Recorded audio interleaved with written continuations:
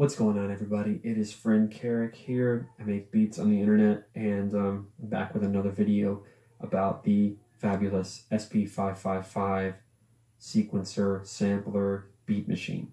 So I wanted to spotlight one particular module that this machine has that I think is probably going to be the main selling point for a lot of people looking to get this machine, and it is the loop capture module down here in the red.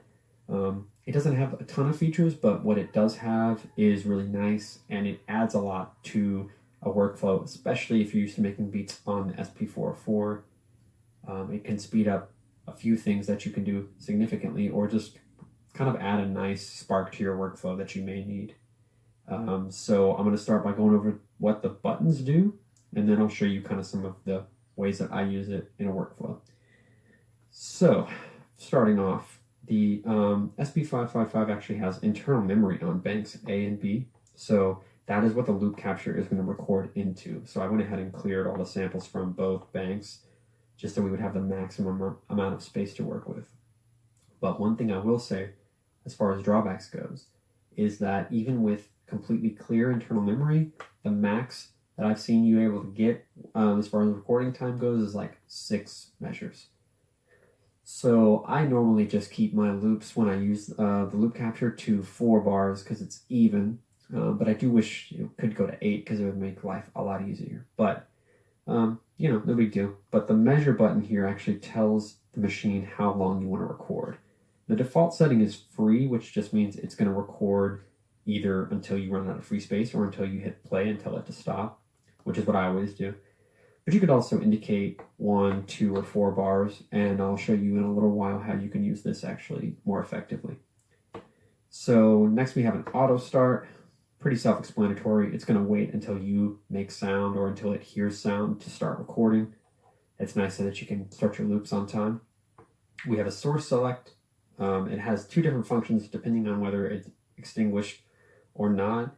If the button is off, you can see it actually tells you right here. If the button is off, it's going to record external source and pads. So it'll record what you have from the pads, which I just have some drum sounds for easy demonstration.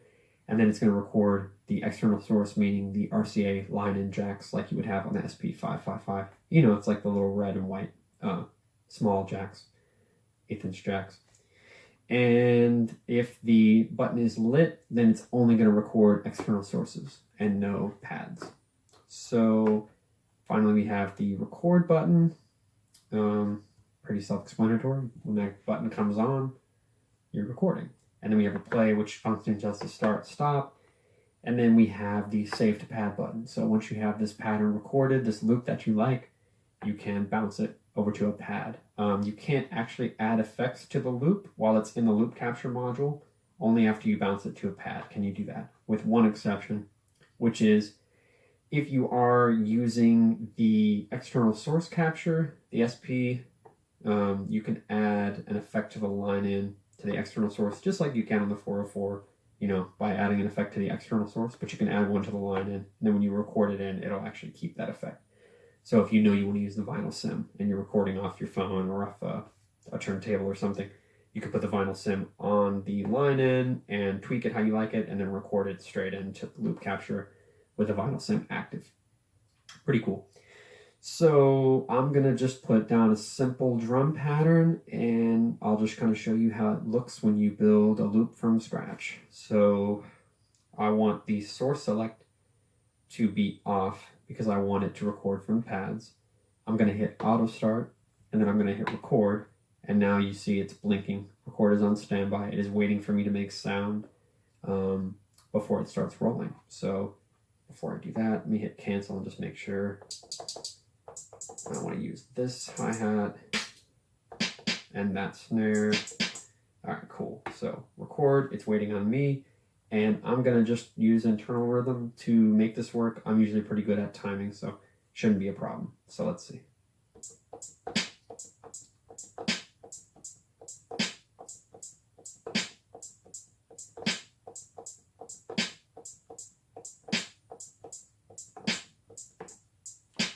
All right, and our loop has begun. So one other drawback to this machine that I will say is even in the manual, it actually says that there's a small delay from when the machine starts recording to when it starts, well, there's a delay from when you hit record to when it actually starts recording, and it's around 1/3 of a second. So if you listen, you actually hear the first hi-hat, which was the downbeat of the loop. You hear it's a little bit cut off. I mean, I'm talking about a tiny bit, but this is kind of a consistent thing with the loop capture. It's sometimes I've found that it's worse than others, but it's not a huge deal because, I mean, this is lo-fi, so it's not going to be perfect. But do keep in mind that there is a small delay, so if you keep hearing it and you're not sure why, it's not, you know, anything to do with like whatever you're recording into the SP. It's not that you're hitting your drums in a weird timing. It's that, I mean, as I said, it's in the manual. It exists about 1/3 of a second, give or take, of a delay between when you hit record and when it actually starts to record. So just keep that in mind. It's nothing huge, but it is something to be aware of while you're using it.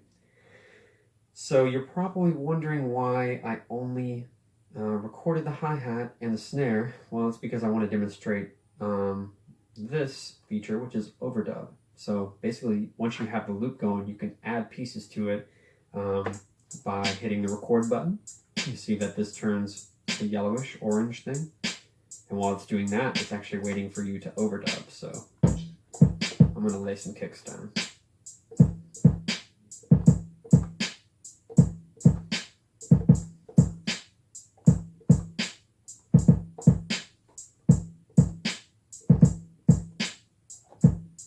Okay, forgive that super sloppy kick take, but you get the idea. And now you can see that the loop has kicks in it.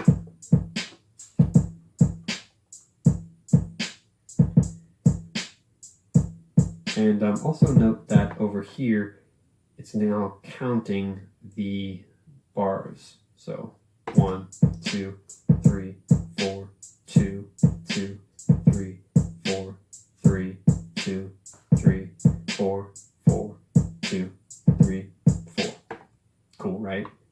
And you could keep overdubbing. I think I have a few chops on here just for fun. But before I do that, let me show you one thing. So say we wanted to keep this drum pattern, right? Okay, I want to bounce this to a pad before we go any further. So I'm going to hit Save to Pad, this button here. All my empty pads will flash. Pick one that you like and pick Save to Pad again.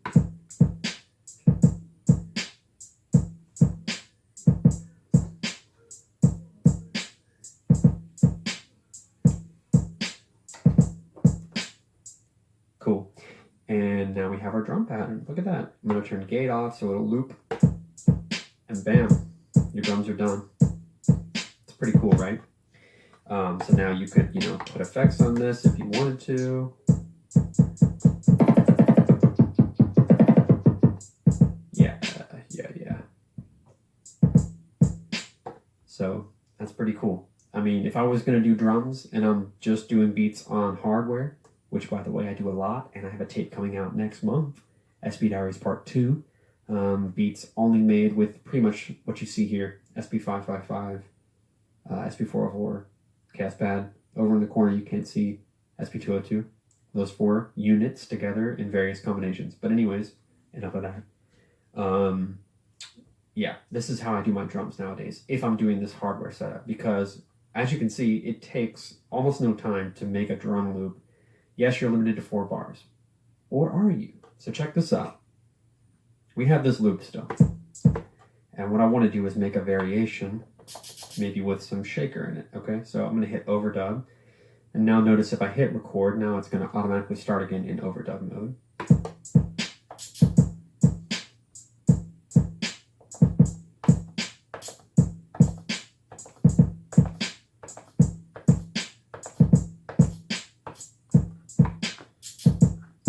Yeah, so that last one was pretty sloppy, or the first one was rather, but that's because I forgot to turn fixed velocity off. But check it, so now I have a second drum loop with the shaker added, and you could just save that to a pad as well, and then you basically have 2 4-bar drum loops with a variation.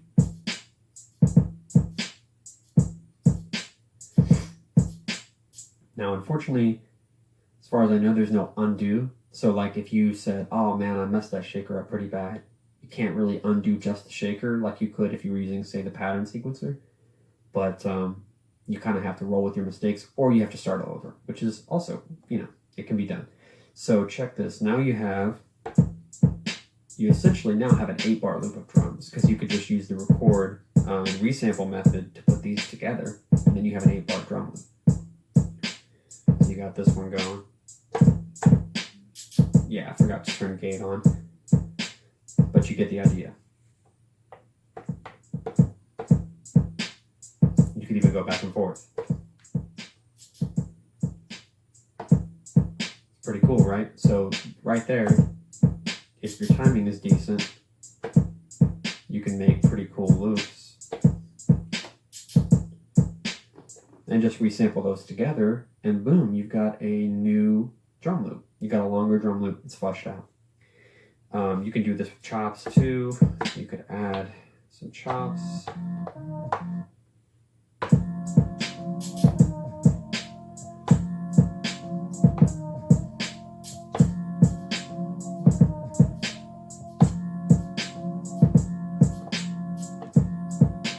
I mean, check that out. You go with your Mad Lib stuff and just do 4-bar loops all day. All day.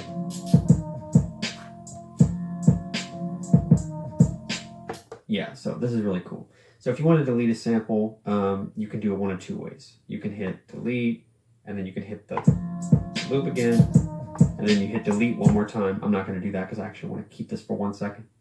But do be aware that this stops whatever is playing on the SP555 if you go the delete route. Just like with any SP, when you hit delete, it's going to stop all the sound. But they actually have this really neat little shortcut where if you hit effect assign and record, it'll delete it without stopping what's playing. So like if you were looping live or something, boom, and you see that the sample didn't stop, but the pattern went away. Pretty cool, right? Okay, so last thing that I actually just kind of discovered was a thing. You may be able to figure out a better use for this. I haven't been able to figure out one. But like I said, I also just discovered it. So one of the big drawbacks with the SP404 is that you cannot, if you make a beat in pattern sequencer, you cannot export that to a pad. You have to use like a computer or another SP or something to actually record what you've done in before you can get rid of the beat off the hardware. But with the loop capture, you can bypass that problem. So it's going to read, based on the loop capture, the length and the tempo that you're working in. So I made this 4-bar drum loop here. Super simple. I made this 4-bar drum loop. I'm going to set this measure right here to 4 bars so that after 4 bars of recording, it'll cut off automatically. And then I'm going to hit auto start ready, and then I'm going to play this pattern. So check it.